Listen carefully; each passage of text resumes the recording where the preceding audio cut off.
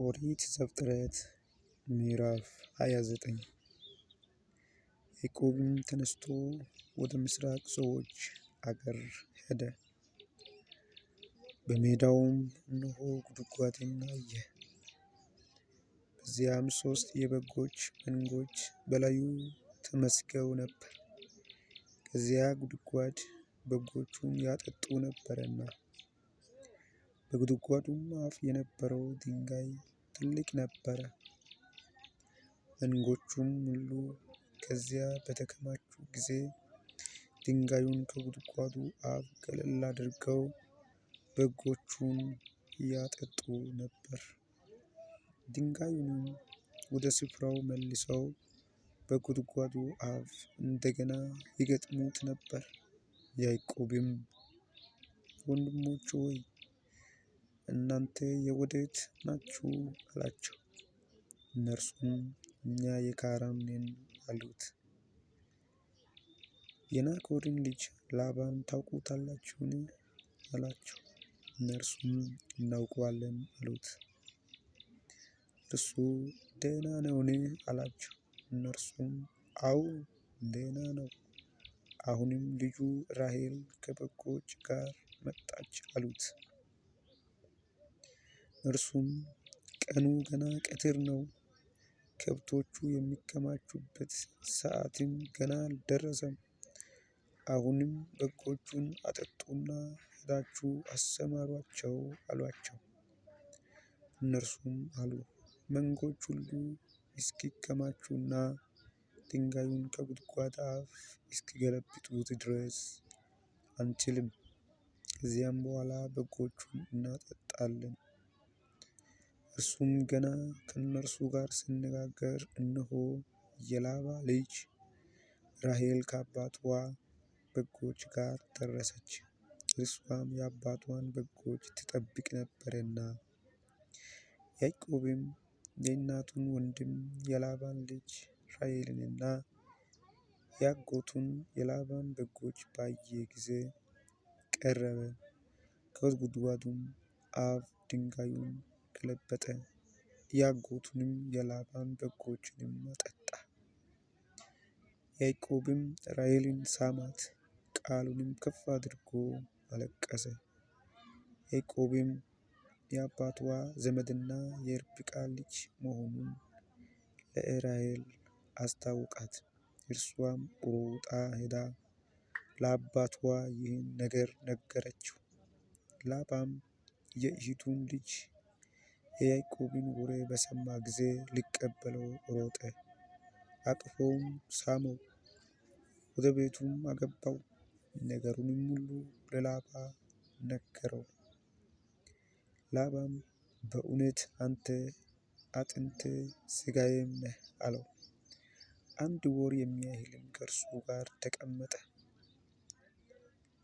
ላባም ያዕቆብን ወንድሜ ስለሆንህ በከንቱ ታገለግለኛለህን? ምንዳዬ ምንድር ነው? ንገረኝ አለው። ለላባም 2 ሴቶች ልጆች ነበሩት። የታላቂቱ ስም ልያ፣ የታናሺቱ ስም ራሔል ነበረ።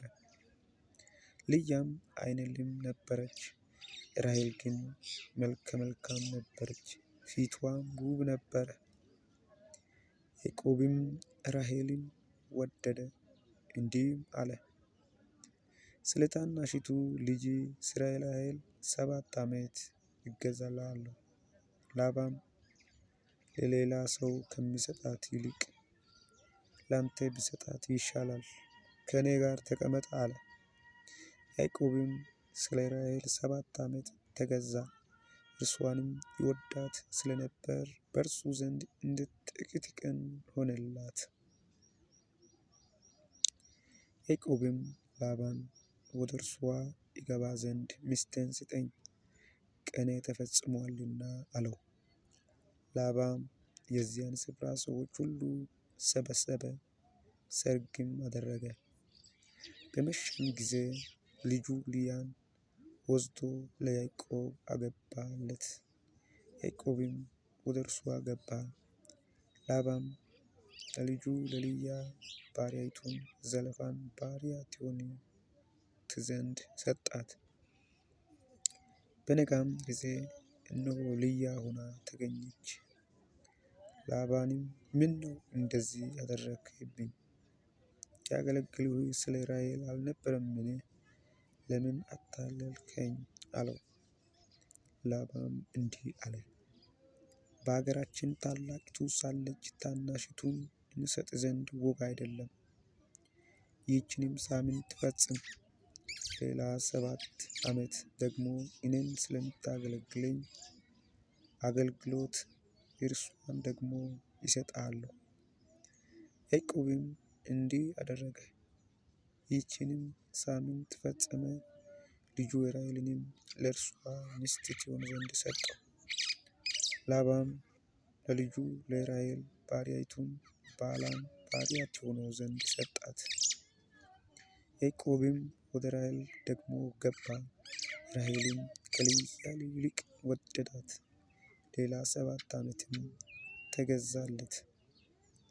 እግዚአብሔርም ልያ የተጠላች መሆኗን ባየ ጊዜ ማኅፀንዋን ከፈተላት። ራሔል ግን መካን ነበረች። ልያም ፀነሰች፣ ወንድ ልጅንም ወለደች። ስሙንም ሮቤል ብላ ጠራችው፣ እግዚአብሔር መከራዬን አይቶአልና እንግዲህስ ወዲህ ባሌ ይወደኛል ብላለችና።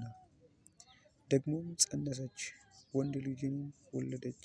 እኔ እንደተጠላሁ እግዚአብሔር ስለሰማ ይህን ደገመኝ አለች። ስሙንም ስምዖን ብላ ጠራችው። ደግሞም ፀነሰች፣ ወንድ ልጅንም ወለደች። አሁንም ባሌ ወደ እኔ ይጠጋል፣ 3 ወንዶች ልጆችን ወልጄለታለሁና አለች። ስለዚህም ስሙን ሌዊ ብላ ጠራችው። ደግሞም ፀነሰች፣ ወንድ ልጅንም ወለደች። በዚህም ጊዜ እግዚአብሔርን አመሰግናለሁ አለች። ስለዚህም ስሙን ይሁዳ ብላ ጠራችው።